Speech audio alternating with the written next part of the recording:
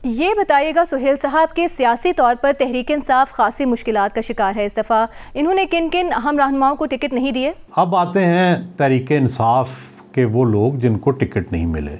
उनमें नुमायाँ तरीन तो ज़ाहिर है शेख रशीद हैं, उनके भतीजे राशिद शफीक हैं। शेख साहब ने कोशिश की कि जब चिल्ला लगाया और उसके बाद प्रेस कॉन्फ्रेंस की तो उन्होंने कोशिश की कि मैं इमरान से अपने तल्लुकात भी बचाऊं और जो मुक़्तदरा के साथ जो मामलात हैं वो भी बचाऊं।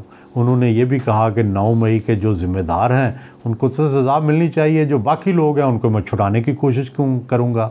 चुनांचे उनका ख्याल था कि मैं तहरीक इंसाफ की सिम्पथी भी ले लूँगा और मुक़्तदरा से भी बात कर लूँगा और चल जाएगा, इस दफ़ा पीटीआई मुझे टिकट दे देगी। लेकिन पीटीआई ने, मेरा ख़्याल है जितने भी लोग जिन्होंने प्रेस कॉन्फ्रेंस की है उनको टिकट ना देने का फ़ैसला किया है और शेख रशीद भी उस जद में आ गए हैं और अब शायद वो आज़ाद इलेक्शन लड़ें या ना लड़ें, तो अभी तो लड़ रहे हैं और जो है उन्हें ज़ाहिर है अभी तक वो उन्होंने कोई इमरान ख़ान के ख़िलाफ़ या तहरीक इंसाफ के ख़िलाफ़ बात नहीं की और उनका अब भी शायद ये ख्याल है कि तहरीक इंसाफ के लोग उन्हें वोट देंगे।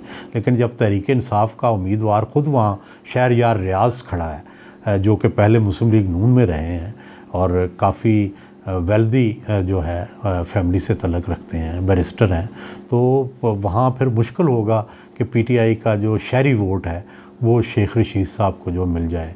और दूसरी तरफ आपको पता है उनके हनीफ अब्बासी साहब खड़े हैं, तो इसलिए शहरों के अंदर मेरा ख़्याल है कि पीटीआई का वोटर जो है वो स्ट्रिक्टली अपनी पार्टी पॉलिसी जो है उसको फॉलो करेगा।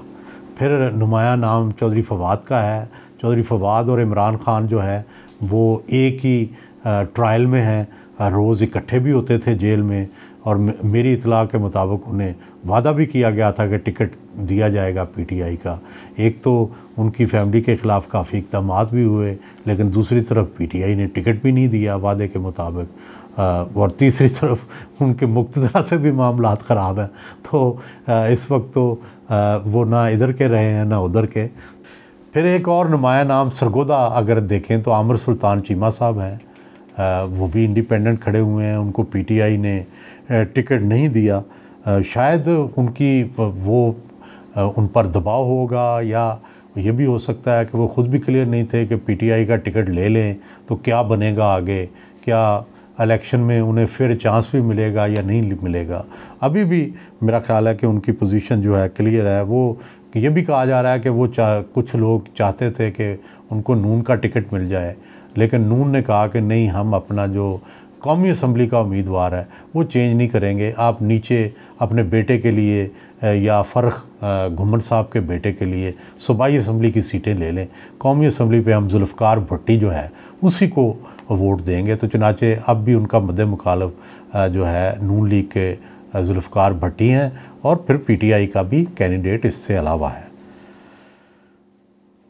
फिर जुल्फ़ी बुखारी और डॉक्टर बाबर अवान का नाम आता है। डॉक्टर बाबर अवान भी बड़ी कंपेन कर रहे थे, लेकिन शायद उसकी वजह यह है कि शुएब शाहीन का उसी सीट पर कुर्रा फ़ाल निकला है, तो बाबर अवान को फिर इग्नोर करना पड़ा है।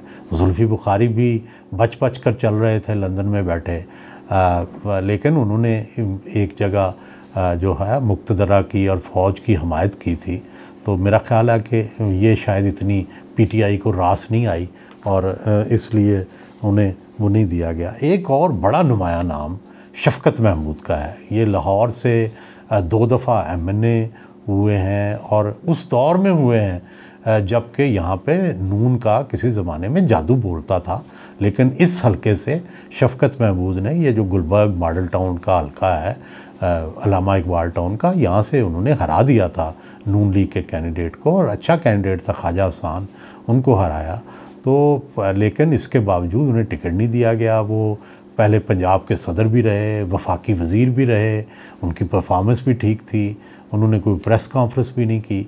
लेकिन ये ज़रूर पीटीआई के लोगों को गिला था कि वो 9 मई के वाक़े में शायद लिबर्टी तक तो आए, लिबर्टी के बाद कैंट की तरफ नहीं गए और शायद ये भी था कि वो शायद उन मॉडरेट्स में या उन फाख्ताओं में शामिल थे जो एस्टेब्लिशमेंट के साथ लड़ाई में इस हद तक आगे जाने के लिए तैयार नहीं थे।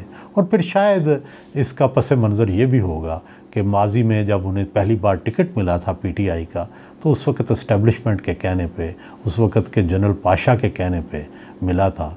ये भी शायद एक पस मंज़र होगा जिसकी वजह से उन्हें जो है वो इग्नोर करके और जो अपने नए वकील हैं उनको जो है इनकी जगह पे लाया गया।